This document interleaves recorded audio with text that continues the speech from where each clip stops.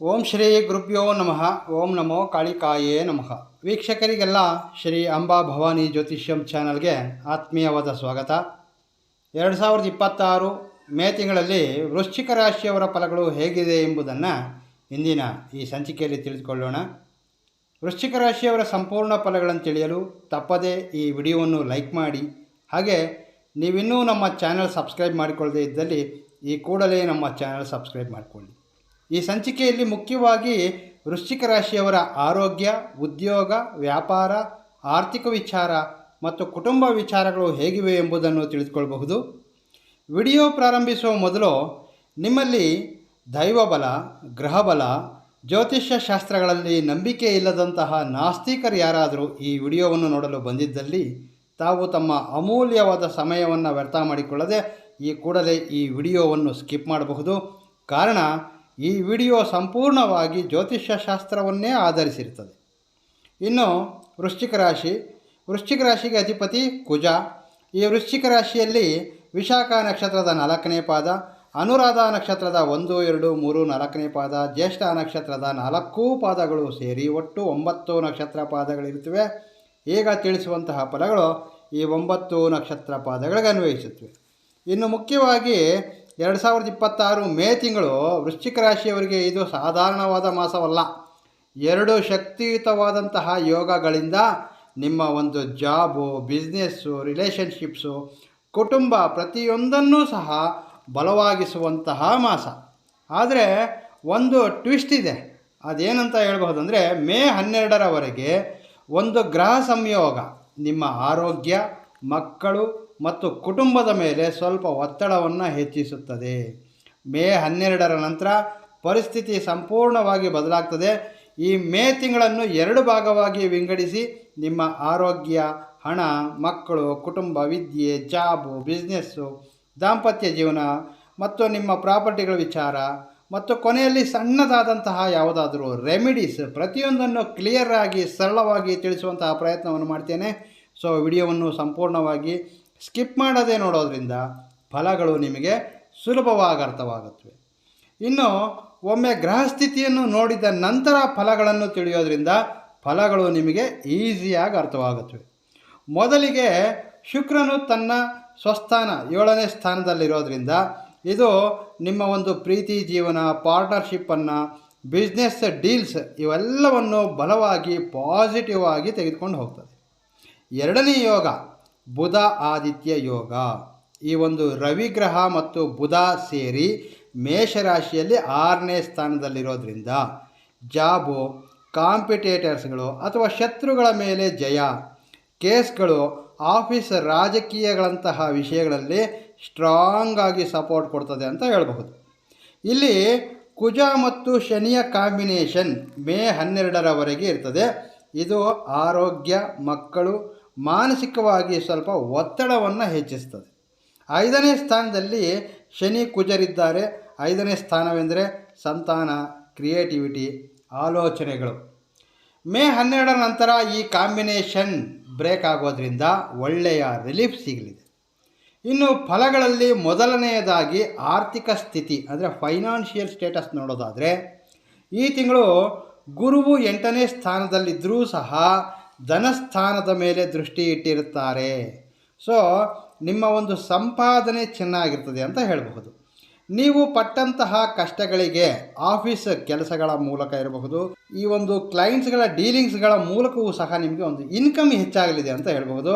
ಆದರೆ ಸೇವಿಂಗ್ಸ್ ಮಾತ್ರ ಹೆಚ್ಚಾಗಿರಲಿಕ್ಕೆ ಸಾಧ್ಯವಿರಲ್ಲ. ಕಾರಣ ಕುಟುಂಬ, EMIಗಳು, ಇನ್ಶೂರೆನ್ಸು ಮತ್ತು ಮಕ್ಕಳ ವಿದ್ಯಾಭ್ಯಾಸ ಇಂತಹ ವಿಚಾರಗಳಿಗೆ ಸ್ವಲ್ಪ ಖರ್ಚುಗಳು ಸಹ ಕಾಣುತ್ತವೆ. ಈ ಮೇ ತಿಂಗಳಲ್ಲಿ ದೊಡ್ಡದಾದಂತಹ ಜಾಕ್ಪಾಟ್ಗಳಂತಹ ಅಥವಾ ಭಾರೀ ಲಾಭವುಳ್ಳಂತಹ ಹಣ ನಿಮಗೆ ಕಾಣದೇ ಇದ್ದರೂ ಸಹ ನಿಮ್ಮ ಮೇಲಿರ್ತಕ್ಕಂತಹ ಜವಾಬ್ದಾರಿಗಳಿಗೆ, EMI, ಕುಟುಂಬ ಅವಸರಗಳಿಗೆ, ಮಕ್ಕಳ ಖರ್ಚುಗಳಿಗೆ ಸಾಕಾಗುವಷ್ಟು ಅನುಕೂಲ ನಿಮಗೆ ಖಂಡಿತ ದೊರೆಯುತ್ತೆ. ಅಂದರೆ ನಿಮ್ಮ ಕೈಯಲ್ಲಿ ದೊಡ್ಡ ಮೊತ್ತದ ಕ್ಯಾಶ್ ನಿಲ್ಲದೇ ಇದ್ದರೂ ಸಹ ನಿಮ್ಮ ಜೀವನ ನಡೆಸಲು, ಕುಟುಂಬ ನಡೆಸಲು, ಸಾಲ ಮರುಪಾವತಿಸಲು ಬೇಕಾಗುವಷ್ಟು ಹಣ ಮಾತ್ರ ಬಂದೇ ಬರ್ತದೆ ಅಂತ ಹೇಳಬಹುದು. ಇನ್ನು ಕುಟುಂಬ ಜೀವನದ ಫಲಗಳನ್ನು ಗಮನಿಸೋದಾದರೆ, ಮೇ 1ರಿಂದ ಮೇ 12ರವರೆಗೆ ಶನಿ ಪ್ರಭಾವ ಅಧಿಕವಾಗಿರ್ತದೆ. ಮನೆಯಲ್ಲಿ ಯಾವುದಾದ್ರೂ ಈ ಫ್ಯಾನು, ಟಿ ವಿ, ರೆಫ್ರಿಜರೇಟ್ರು, ಯಾವುದಾದ್ರೂ ಎಲೆಕ್ಟ್ರಾನಿಕ್ ವಸ್ತುಗಳು ಕೆಟ್ಟು ಹೋಗ್ತಕ್ಕಂತಹದ್ದು, ಯಾವುದಾದ್ರೂ ಸಣ್ಣ ಪುಟ್ಟ ರಿಪೇರಿ ವರ್ಕ್ ಬರ್ತಕ್ಕಂತಹ ಸಾಧ್ಯತೆಗಳಿರುತ್ತವೆ. ಮನೆಯಲ್ಲಿ ಹಿರಿಯರ ಆರೋಗ್ಯ ಸಮಸ್ಯೆಗಳು, ಹೀಗೆ ಅನಿರೀಕ್ಷಿತವಾಗಿ ಖರ್ಚುಗಳು ಸಹ ಬರುತ್ತವೆ. ಇಂತಹ ಕಾರಣಗಳಿಂದ ಮಾನಸಿಕವಾಗಿಯೂ ಸ್ವಲ್ಪ ಟೆನ್ಷನ್ನಿಂದ ಕೂಡಿರ್ತೀರಿ. ಈ ಸಮಯದಲ್ಲಿ ಯಾವುದನ್ನು ಸಹ ಖರೀದಿಸುವುದಾಗಲಿ ಅಥವಾ ಮಾರುವುದು ಇವೆರಡೂ ಸಹ ಸೂಕ್ತವಲ್ಲ. ಮೇ 12ರ ನಂತರ ಮನೆಯ ವಾತಾವರಣ ತುಂಬ ಸಾಫ್ಟ್ ಆಗ್ತದೆ. ಈ ಶನಿ ಕುಜ ಕಾಂಬಿನೇಷನ್ ಬೇರೆಯಾಗೋದ್ರಿಂದ ಹಿರಿಯರ ಆರೋಗ್ಯವೂ ಸಹ ಕ್ರಮವಾಗಿ ಚೇತರಿಕೆ ಆಗ್ತದೆ. ಮನೆಯಲ್ಲಿ ಶಾಂತಿ, ಸಂತೋಷಕರವಾದ ವಾತಾವರಣ ಮರಳಿ ಬರ್ತದೆ. ಕುಟುಂಬದೊಂದಿಗೆ ಸೇರಿ ಸಣ್ಣದಾದಂತಹ ವಿಹಾರ ಅಥವಾ ಯಾತ್ರೆ, ದೇವಾಲಯಗಳ ದರ್ಶನಕ್ಕಾಗಿ ಪ್ಲ್ಯಾನ್ ಮಾಡ್ತಕ್ಕಂತಹ ಅವಕಾಶಗಳು ಬಲವಾಗಿವೆ. ಮುಖ್ಯವಾಗಿ ಇದು ನಡೆಯುವುದು 12ರಿಂದ ಮೇ 30ರ ಮಧ್ಯಕಾಲದಲ್ಲಿ. ಇನ್ನು ವೃಶ್ಚಿಕ ರಾಶಿಯವರ ಆರೋಗ್ಯ ವಿಚಾರವೆಂದರೆ, ಮೇ 1ರಿಂದ 12ರವರೆಗೆ ಈ 12 ದಿನಗಳು ಮಾತ್ರ ಆರೋಗ್ಯ ವಿಷಯದಲ್ಲಿ ತುಂಬ ಜಾಗೃತಿ ವಹಿಸಬೇಕು. ಕಾರಣ, ನಿಮ್ಮ ರಾಶ್ಯಾಧಿಪತಿ ಕುಜ ಮತ್ತು ಶನಿ ಜೊತೆಯಲ್ಲಿರೋದ್ರಿಂದ ಹೊಟ್ಟೆಗೆ ಸಂಬಂಧಿಸಿದ ಸಮಸ್ಯೆಗಳಿರಬಹುದು, ಅಲರ್ಜಿ, ಸಣ್ಣ ಪುಟ್ಟ ಗಾಯಗಳಾಗ್ತಕ್ಕಂತಹ ಅವಕಾಶಗಳು, ಚರ್ಮ ಸಮಸ್ಯೆಗಳು ಬರ್ತಕ್ಕಂತಹ ಸಾಧ್ಯತೆಗಳಿರುತ್ತವೆ.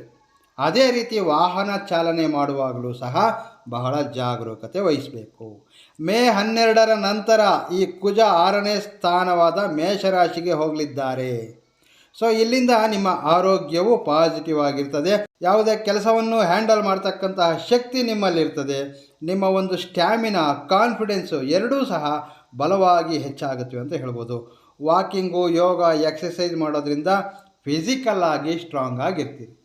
ಇನ್ನು ಮಕ್ಕಳು ಮತ್ತು ವಿದ್ಯೆಯ ವಿಚಾರವೆಂದರೆ 5ನೇ ಸ್ಥಾನವೆಂದರೇ ಎಜುಕೇಷನ್ ಮತ್ತು ಸಂತಾನ. ಮೇ 1ರಿಂದ 12ರವರೆಗೆ ಈ ಸಮಯದಲ್ಲಿ ಮಕ್ಕಳು ಮತ್ತು ವಿದ್ಯಾರ್ಥಿಗಳು ಸ್ವಲ್ಪ ಅಲರ್ಟ್ ಆಗಿರಬೇಕು.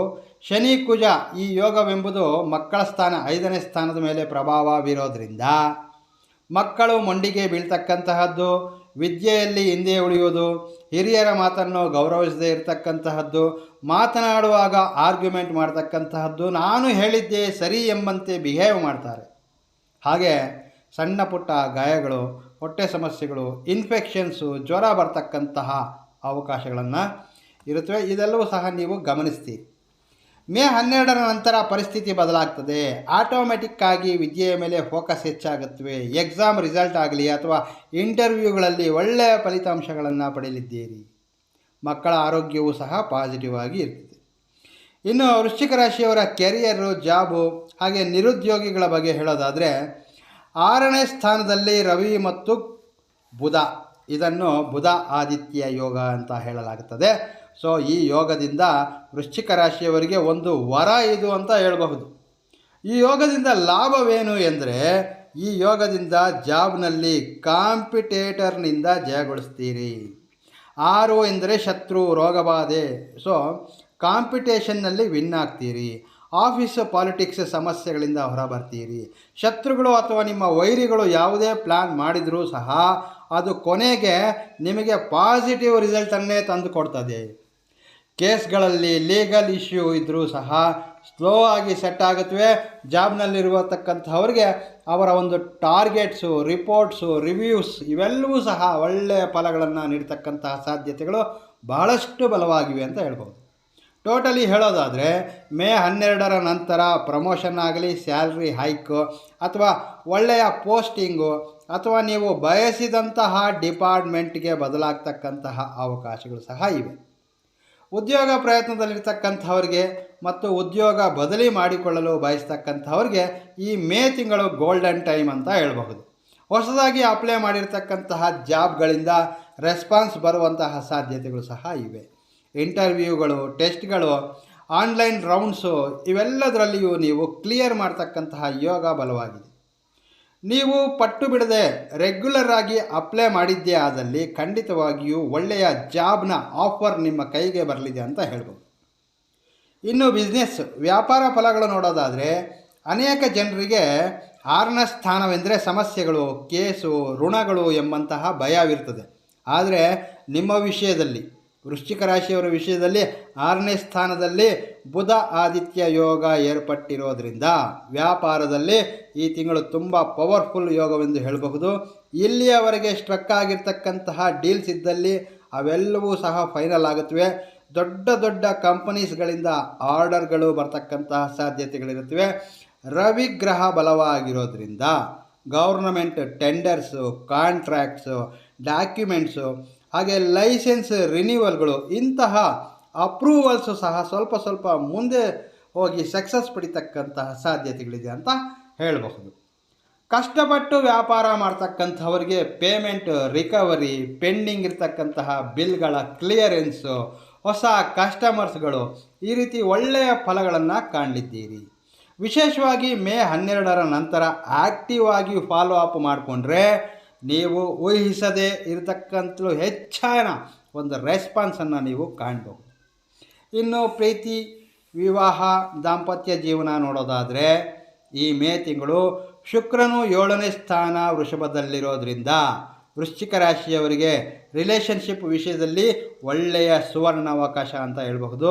ಇನ್ನು ದಂಪತಿಗಳಲ್ಲಿ ಇದ್ದಂತಹ ಸಣ್ಣ ಪುಟ್ಟ ಮಿಸ್ಅಂಡರ್ಸ್ಟ್ಯಾಂಡಿಂಗ್ಸು ಕ್ಲಿಯರ್ ಆಗುತ್ತವೆ. ಇಬ್ಬರೂ ಸೇರಿ ಯಾವುದಾದ್ರೂ ಪಾರ್ಟೀಸು, ಫಂಕ್ಷನ್ಸ್ಗಳಿಗೆ ಅಥವಾ ಕುಟುಂಬದಲ್ಲಿ ಶುಭ ಕಾರ್ಯಗಳಲ್ಲಿ ಪಾಲ್ಗೊಳ್ತಕ್ಕಂತಹ ಸಾಧ್ಯತೆಗಳು ಸಹ ಇವೆ.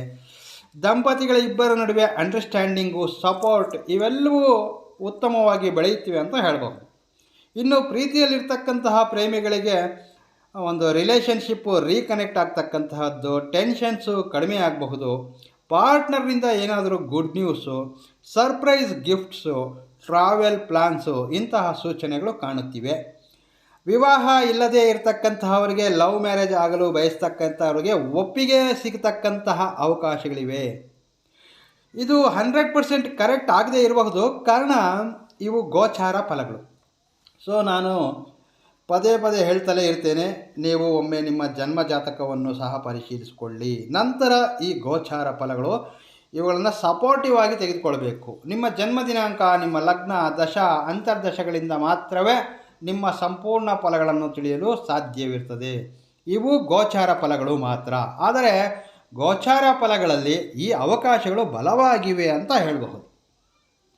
ಇನ್ನು ಪರಿಹಾರ ರೆಮಿಡೀಸ್ ಅಂದರೆ ಮೇ ತಿಂಗಳಲ್ಲಿ ವೃಶ್ಚಿಕ ರಾಶಿಯವರು ಮಾಡಿಕೊಳ್ಳಬಹುದಾದಂತಹ ಸುಲಭ ಪರಿಹಾರ: ಆರೋಗ್ಯ, ಬಿಸ್ನೆಸ್ಸು, ಜಾಬು, ಫ್ಯಾಮಿಲಿ, ಮಕ್ಕಳು, ಹ್ಯಾಪಿನೆಸ್ ಇವೆಲ್ಲಗಳ ವಿಚಾರವಾಗಿ ಸಪೋರ್ಟ್ ಮಾಡಲು, ಬಲಗೊಳ್ಳಲು ಮಂಗಳವಾರ ಮತ್ತು ಶನಿವಾರ, ಈ 2 ಕುಜ ಶನಿ ಶಾಂತಿಗಾಗಿ ಮಂಗಳವಾರದಂದು ಸುಬ್ರಹ್ಮಣ್ಯ ಮತ್ತು ಹನುಮಾನ್ ದೇವಾಲಯಗಳಿಗೆ ಹೋಗಿ ಓಂ ಹನುಮತೇ ನಮಃ ಎಂಬ ಮಂತ್ರವನ್ನು ಜಪಿಸುತ್ತಾ ಎಳ್ಳೆಣ್ಣೆಯಿಂದ ದೀಪ ಹಚ್ಚುವುದು ಒಳ್ಳೆಯದು.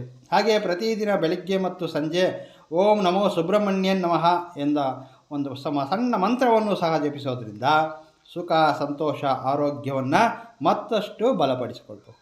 ಇನ್ನು ಈ ಮೇ ತಿಂಗಳಲ್ಲಿ ವೃಶ್ಚಿಕ ರಾಶಿಯವರಿಗೆ ಅದೃಷ್ಟ ಸಂಖ್ಯೆ 6, ಅದೃಷ್ಟ ದಿಕ್ಕು ಪಶ್ಚಿಮ, ಅದೃಷ್ಟವಾರ ಬುಧವಾರ ಮತ್ತು ಭಾನುವಾರ. ಇದಿಷ್ಟು ಮೇ ತಿಂಗಳ ವೃಶ್ಚಿಕ ರಾಶಿಯವರ ಫಲಗಳು. ವೀಕ್ಷಕರೇ, ವೃಶ್ಚಿಕ ರಾಶಿಯವರ ಫಲಗಳ ವಿಶ್ಲೇಷಣೆ ನಿಮಗಿಷ್ಟವಾದಲ್ಲಿ ತಪ್ಪದೇ ವಿಡಿಯೋವನ್ನು ಲೈಕ್ ಮಾಡಿ, ಶೇರ್ ಮಾಡಿ. ಮುಂದಿನ ಸಂಚಿಕೆಯಲ್ಲಿ ಭೇಟಿಯಾಗ್ತೇನೆ. ನಮಸ್ಕಾರ. ಸರ್ವೇ ಜನೋ ಸುಖಿನೋ ಭವಂತು.